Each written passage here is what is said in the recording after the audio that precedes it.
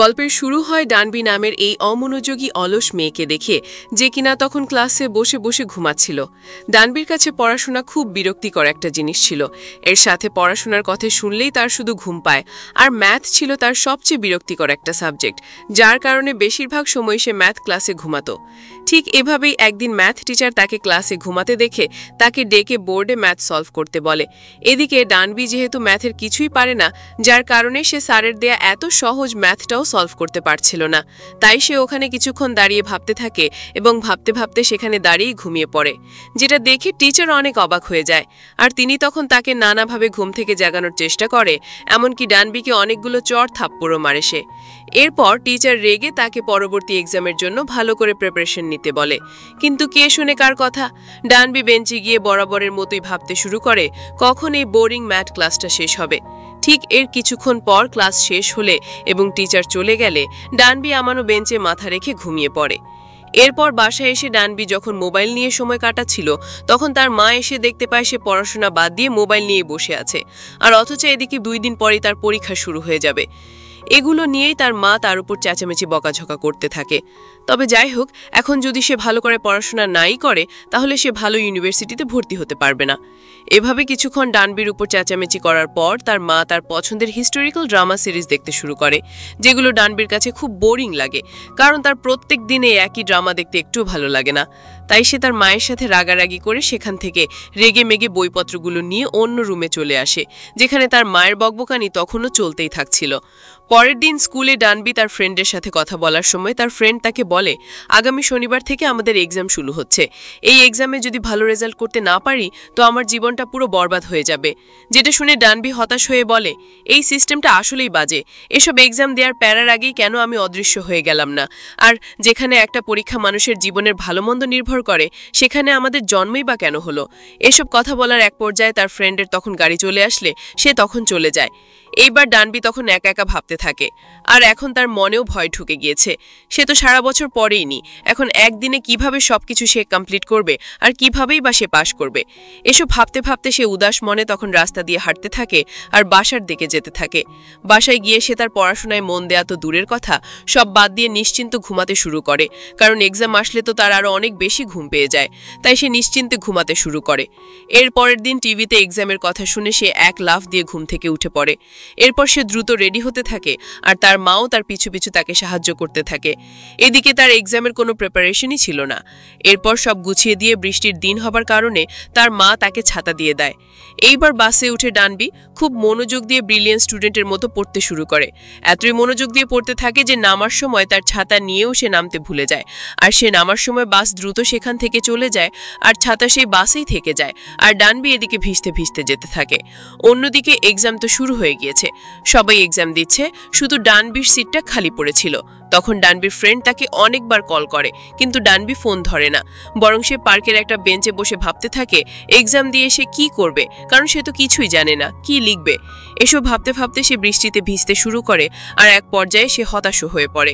ঠিক তখনই কিছুটা সামনে থেকে ড্রামের শব্দ আসতে শুরু করে, যেটা শুনে ডানবি সেটা অনুসরণ করে এগিয়ে গিয়ে দেখতে পায় বৃষ্টির পানি একটা ম্যানহোলের ঢাকনার উপর জমেছে, আর সেখান থেকে ড্রামের আওয়াজ খুব জোরে আসছে। জিনিসটা আসলে কি তা দেখার জন্য সে পা বাড়ায়, কিন্তু আবার সে ভয়ও পায়, কিন্তু আবার সে নিজের জীবন সম্পর্কে ভেবে হতাশ হয়ে পড়ে। যেটা ভেবে ঠিক তখনই সে জমে থাকা পানির উপর লাফ দিলে সে নিচে নতুন একটা জায়গায় চলে আসে, যেটা অনেকটা প্রাচীন হিস্টোরিক্যাল টাইপের এলাকা ছিল। আর এখানে আমরা দেখতে পাই গত 3 বছর ধরে এখানে কোনো প্রকার বৃষ্টি না হবার কারণে প্রজারা একটা বড় গামলায় পানি দিয়ে মন্ত্র পড়ে বৃষ্টির দেবতার কাছে পূজা করতে শুরু করে। ঠিক তখনই সেই গামলার পানি থেকে লাফ দিয়ে বের হয় ডানবি। তাকে দেখে সবাই আঁতকে ওঠে। এদিকে ডানবি প্রথমে এই রাজা প্রজাদের দেখে ভাবে এখানে হয়তো হিস্টোরিক্যাল ড্রামার শুটিং চলছে, যেটা দেখে সে তখন তার ফোন চেক করতে গিয়ে দেখে পানিতে ভিজে সেটা অলরেডি বন্ধ হয়ে গিয়েছে। অন্যদিকে তার পোশাক আশাক দেখে রাজা ভাবে এ নিশ্চয় কোনো গোয়েন্দা। এটা ভেবে সবাই তখন তাকে মারতে উদ্যত হয়, আর তলোয়ারের আঘাতে ডানবির হাত কেটেও যায়। তখন সে বুঝতে পারে সে শুটিংয়ে নেই, বরং সে 1000 বছর পুরানো সময়ে চলে এসেছে, যখন তার জন্মও হয়নি। এইবার প্রজাদের তখন একজন বলতে থাকে, এই হয়তো নিশ্চয় বৃষ্টির দেবতা হিসেবে এসেছে আমাদের বৃষ্টি দেওয়ার জন্য। তখন ডানবি তার মায়ের দেখা হিস্টোরিক্যাল ড্রামার অভিজ্ঞতা থেকে বলে, হ্যাঁ হ্যাঁ, আমি বৃষ্টি দেওয়ার জন্যই এসেছি। তখন সবাই তার সামনে মাথা নত করে, আর এই সুযোগে ডানবি সেখান থেকে পালিয়ে যায়।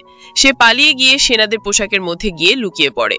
এরপর বুদ্ধি করে সেই পোশাকের একটা সেট পরে নেয় এবং তার সাথে থাকা পেন্সিল দিয়ে দাড়িমুছ এঁকে নেয় এবং সে বেরিয়ে পড়ে। তখন অন্যদের সাথে তার পোশাক মিলে যাওয়ায় ডানবি তাদের সাথে মিশে পড়ে, আর তাকে কেউ খুঁজেও পায় না। অন্যদিকে রাজা তার প্রজাদের বলে এসব কুসংস্কার বাদ দিয়ে ম্যাথ আর বিজ্ঞানের সূত্র কাজে লাগিয়ে আবহাওয়ার সমস্যার সমাধান করতে। কিন্তু মন্ত্রী বলে এটা অসম্ভব। এই যুগে ম্যাথ আর বিজ্ঞানের জটিল ক্যালকুলেশনের মাধ্যমে আবহাওয়ার সমস্যার সমাধান করা অনেক কঠিন হবে, কারণ আমরা এখনো তেমন একটা ডেভেলপড হয়নি। এর সাথে মন্ত্রী আরও বলে রাজা রানীর কোনো উত্তরাধিকারী নেই বলে দেবতা অসন্তুষ্ট হয়ে বৃষ্টি দিচ্ছে না, তাই তারা রাজাকে পরামর্শ দেয় রানীর সাথে ভালো ব্যবহার করতে আর বেশি বেশি সময় কাটাতে। এদের সব কথা তখন ডানবিও শুনতে থাকে। আর এক পর্যায়ে সে সেখান থেকে আস্তে আস্তে পালিয়ে যায় এবং সে তার ফোনটা খুঁজতে শুরু করে। কিন্তু হঠাৎ সে একজন বডিগার্ডের হাতে ধরা পড়ে, তাই বডিগার্ড তাকে ধরে রাজার কাছে নিয়ে আসে। এরপর ডানবি তাকে ছেড়ে দিতে বললে তখন রাজা বলে তোমাকে তখনই ছেড়ে দেওয়া হবে যখন তুমি বৃষ্টি নামাতে পারবে।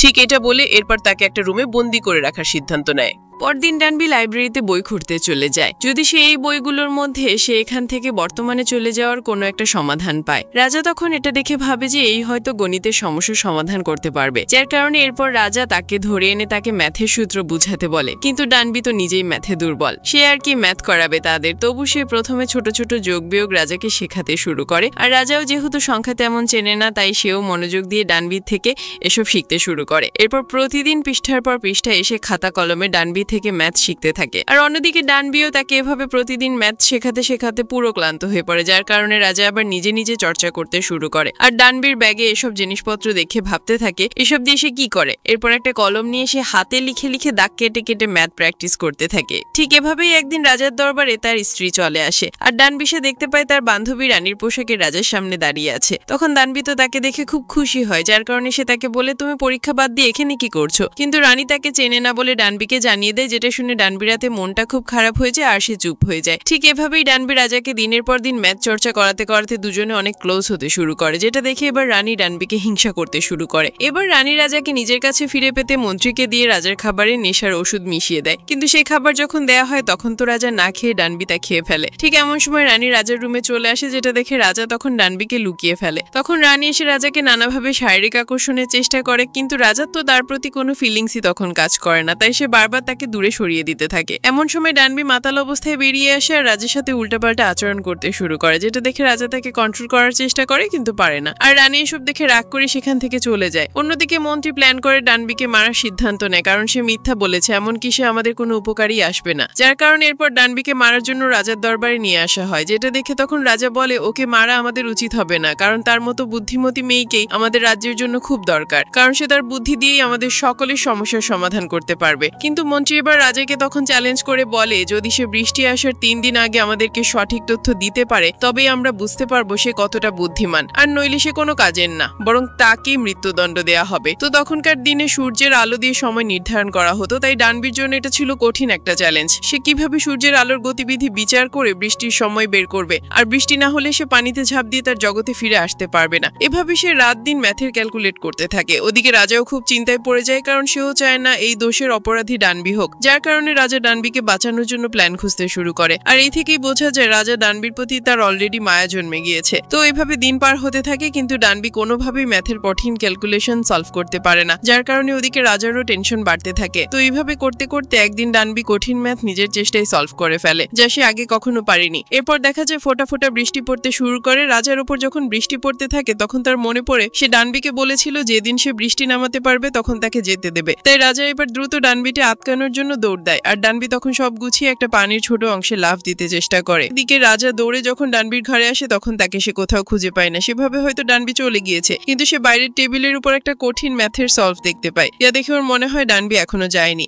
এরপর রাজা নিজে বাড়িয়েছে দেখতে পায় ডানবি তার করা সলিউশন থেকে একটা যন্ত্র তৈরি করেছে, যা দিয়ে আগে থেকে আবহাওয়ার খবর জানা যাবে। তো রাজা এটা দেখে বলে তুমি এটা কিভাবে সমাধান করলে? সে বলে এটা আমাদের স্কুলে একবার দেখিয়েছিল। এর সাথে ডানবি আরো বলে আমি আসলে এত ভালো ম্যাথ পারি না যতটা আমি তোমাকে বলেছিলাম, কিন্তু আমি এটার জন্য অনেক পরিশ্রম করেছি, কারণ আমি নিজেকে প্রমাণ করতে চেয়েছি যে আমি অহেতুক না, আমি ইউজলেস না। এ বলে ডানবি ফুফিয়ে কাঁদতে শুরু করে, যেটা দেখে রাজা তাকে জড়িয়ে ধরে সান্ত্বনা দেওয়ার চেষ্টা করে। ঠিক এমন সময় বৃষ্টি থেমে গেলে রাজা খুব ভয় পেয়ে যায় যদি আবার কোনো অঘটন ঘটে, তাই সে ডানবিকে চলে যেতে বলে তার দেশে। কিন্তু ডানবি বলে সে এখন যাবে না, সে এক্সামের ভয়ে নিজের দেশ ছেড়ে চলে এসেছে। এখন সে সেই এক্সামে পাশ করে গেছে, তাই সে এখান থেকে যেতে চায় না। কিন্তু রানী এটা জানলে সমস্যা হবে। রাজা তার এক বডিগার্ড দিয়ে তাকে অনেক দূরে পাঠিয়ে দেয়। যেতে যেতে মন্ত্রীর পাঠানো লোকেরা তাদের তাড়া করতে শুরু করে, আর রাজাদের কাছে এই খবর গেলে সে ঘোড়া নিয়ে ডানবিকে বাঁচাতে বের হয়। ওদিকে রাজার বডিগার্ডকে আক্রমণকারীরা তখন ঘিরে ফেলে, আর অন্যদিকে আরেকজন ডানবিকে বলে সূর্য দেখে ঘোড়া নিয়ে সামনে এগিয়ে যেতে। তখন সূর্য দেখে সময় দেখা হতো, তাই তাকে এটা বলা হয়। ডানবির জন্য এটা অনেক কঠিন ছিল, তাই সে তার ফোন বের করে কম্পাস দিয়ে দিক দেখে যেতে থাকে। এভাবে একসময় সন্ধ্যা হয়ে যায়। তখন সে একটা সমুদ্রের পাড়ে পৌঁছায়। তখন কিছু সময় পর সেখানে রাজা এসে উপস্থিত হয়, যেটা দেখে তখন দুজনের মধ্যে কিস হয়ে যায় এবং একজনের প্রতি আরেকজনের ফিলিংস প্রকাশ করে ফেলে। আর এরপর তাকে প্রাসাদে নিয়ে যাওয়া হয়। এদিকে মন্ত্রী তো এবার রাজাকে কিছু বলতেও পারে না।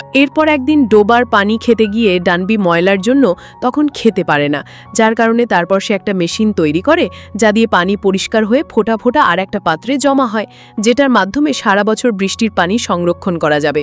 এবার ডানবি এইটা তখন রাজাকে দেখায় যে এইভাবে তোমরা তোমাদের পানির সমস্যার সমাধান করতে পারবে। যেটা রাজা এবার সবাইকে দেখালে সবাই এই আবিষ্কার দেখে অনেক অবাক হয়ে যায়। যেটা দেখে তখন মন্ত্রী বলে সে যখন আমাদের এত উপকার করেছে তো এখন তাকে মারা হবে না, তবে তাকে তার দেশে চলে যেতে হবে। তো ডানবি তাই এই কয়দিন সবার সাথে ভালো ব্যবহার করতে শুরু করে, সবার সাথেই সে ভালো সময় কাটাতে শুরু করে, এমনকি রানীর সাথেও ভালো সময় কাটায়। যেটা দেখে রানী এবার হিংসা দূরের কথা নিজের ছোট বোন হিসেবে ডানবিকে মেনে নেয়, যার কারণে এবার রানী মন্ত্রীকে ডেকে বলে ডানবিকে যেন তার দেশে পাঠানো আর না হয়। রানীর পরিবর্তন দেখার পর মন্ত্রী তো একেবারে হতবাক। তখন রানী বলে যে আমাদের দেশের এত উপকার করেছে সে আমাদের কখনোই ক্ষতির কারণ হবে না, তাই সে থাকুক। অন্যদিকে রাজা তো ডানবির বিভিন্ন ক্রিয়েটিভ অ্যাক্টিভিটি দেখে তার আরও প্রেমে পড়তে থাকে, যার কারণে একসময় সে সিদ্ধান্ত নেয় সে ডানবিকে প্রপোজ করবে। আর এই কথা ডানবি জানার পর খুব কষ্ট পায়, কারণ সে রাজার এই প্রস্তাব মেনে নিয়ে রানীকে কষ্ট দিতে পারবে না। এমন সময় রানী একজনের সাথে ডানবির দেখা করায়, যে ছিল রাজার মা। আর সে দেখতে পায় ওই মহিলাটি পুরো তার মায়ের মতো ছিল, যেটা দেখে ডানবির নিজের মায়ের কথা খুব মনে পড়ে যায়। আর সে রাজার মাকে ধরে কাঁদতে শুরু করে, যেটা কেউ তখন বুঝতে পারে না যে সে কেন এমন করছে। ঠিক সেই দিনই রাতে ডানবি সিদ্ধান্ত নেয় নিজের দেশে সে ফিরে যাবে, যার কারণে সে তখন রাজার সাথে দেখা করে কথাটা জানায় যে সে তার মায়ের সাথে দেখা করতে চায়, তাকে সে খুব মিস করছে। তখন রাজা বলে মায়ের সাথে দেখা করে সে যেন আবার এখানে ফিরে আসে, কিন্তু ডানবি বলে তা আর সম্ভব না। এদের রাজা রেগে গিয়ে তাকে একেবারে চলে যেতে বলে, আর কখনোই যেন এখানে এসে না আসে। এরপর রাজা চলে গেলে হঠাৎ কে যেন ডানবিকে মাথার পিছনে আঘাত করে অজ্ঞান করে ফেলে, আর সেখানে আগুন ধরিয়ে দেয়। রাজা এটা দেখে তখন ডানবিকে বাঁচাতে এগিয়ে যায়, কিন্তু সবাই তাকে আটকায়। কিন্তু রাজা তবুও আগুনের ভেতর থেকে ডানবিকে উদ্ধার করে আনে, আর সে বেঁচে যায়। পরদিন আসল অপরাধী বের করতে গিয়ে রাজা মন্ত্রীর হাতে কালি দেখতে পায়, আর বুঝতে পারে মন্ত্রীই দায়ী। এরপর যখন মন্ত্রীকে সে শাস্তি দিতে যায় তখন মন্ত্রী বলে আমি একটা কারণে এই কাজ করেছি, কারণ সে থাকলে আমাদের সব মানুষ শিক্ষিত হয়ে গেলে তারা ঐতিহ্য ভুলে যাবে। যেটা শুনে তখন রাজা বলে অতীত ভেবে বর্তমান নষ্ট করা যাবে না, আবার ভবিষ্যতের চিন্তায় বর্তমানকে নষ্ট করেও লাভ নেই, আমাদের সময়ের সাথে সাথে সামনে এগিয়ে যেতে হবে। যেটা শুনে মন্ত্রী তার ভুল বুঝতে পারে আর রাজার কাছে ক্ষমাও চায়। এরপর অনিচ্ছা সত্ত্বেও রাজা ডানবিকে তাকে বর্তমানে ফিরিয়ে দেওয়ার জন্য সমুদ্রের পাড়ে নিয়ে যায়। তখন রাজা বলে সে ডানবির জন্য অপেক্ষা করবে, তাদের আবার দেখা হবে, এবং বিদায়ের সময় তারা একে অন্যকে আবারও কিস করে। আর তারপর ডানবি পানির মধ্যে ডুবে যায়, আর যেখান থেকে সে গিয়েছিল সেখানেই ফিরে আসে। সেখান থেকে সে দ্রুত ক্লাসে গিয়ে দেখে সবকিছু স্থির হয়ে আছে, আর সে তার সিটে গিয়ে ভালো করে এক্সাম দেয়। এক্সাম শেষে তার বান্ধবীর সাথেও তার দেখা হয়। এরপর বাসায় ফেরার পথে যখন বৃষ্টি হয় তখন কেউ একজন তার মাথায় ছাতা ধরে, আর তাকিয়ে দেখে সে আর কেউ নয় বরং সে রাজা ছিল। আর বর্তমানে তাদের আবারও দেখা হয়ে গেল। আর এর সাথেই গল্পটি এখানেই শেষ হয়ে যায়। তো দর্শক, গল্পটি কেমন লাগলো সেটা কমেন্টে জানাতে ভুলবে না। তো দেখা হচ্ছে আরেকদিন আরেকটি নতুন ভিডিওতে। ততদিনের জন্য ভালো থাকবেন, সুস্থ থাকবেন, বাই বাই।